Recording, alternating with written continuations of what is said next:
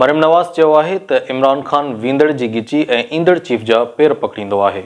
शेखुपुरा में नून लीग जी तंज़ीमी कन्वेंशन सां ख़िताब कंदे मरियम नवाज़ चयो त इमरान ख़ान जनरल बाजवा जी रिटायर थींदे ई चए थो त उनखे कोर्ट मार्शल कयो ऐं जनरल बाजवा जी नौकरी ताईं चवंदो हो त कॾहिं अहिड़ो चीफ नाहे ॾिठो। हिन चयो त नून लीग क़यादत खे चूंडे चूंडे निशानो बणायो वियो। नवाज़ शरीफ़ ख़िलाफ़ साज़िश जो सभु एतराफ़ करे रहिया आहिनि। इमरान ख़ान सां जहिड़ी करणी तहिड़ी भरणी वारो कमु थी रहियो आहे। जेकॾहिं बीमारी जो बहानो करणो हो त इज़त वारी बीमारी जो कयो हा।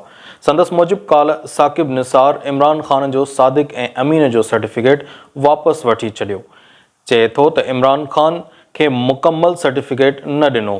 छा सादिक ऐं अमीन जो को अधु सर्टिफिकेट बि हूंदो आहे? मरियम नवाज़ चयो त केस शुरू थियण ते इमरान ख़ान घरां न निकितो। छा हिकु बहादुर क़ौम जो लीडर गिदड़ थी सघे थो? नवाज़ शरीफ़ कारकुननि ऐं औरतुनि खे पंहिंजो ढाल न बणायो। नून लीग अॻवान चयो त 22 करोड़ अवाम जी क़िस्मत नशाई जे हवाले छो कई वई? करोड़ें अवाम जी क़िस्मत बदउनवान ऐं नाअहल शख़्स जे हथ छो कई वई? डेम वारो बाबा ॿुधाए त इमरान ख़ान जी चूंडनि खटण में कीअं मदद कई। साजिश का एक बहुत बड़ा किरदार डैम वाला बाबा साकिब निसार, जो अपने आप को बाबा रहमत कहता था, लेकिन पाकिस्तान के लिए बाबा ज़हमत साबित हुआ।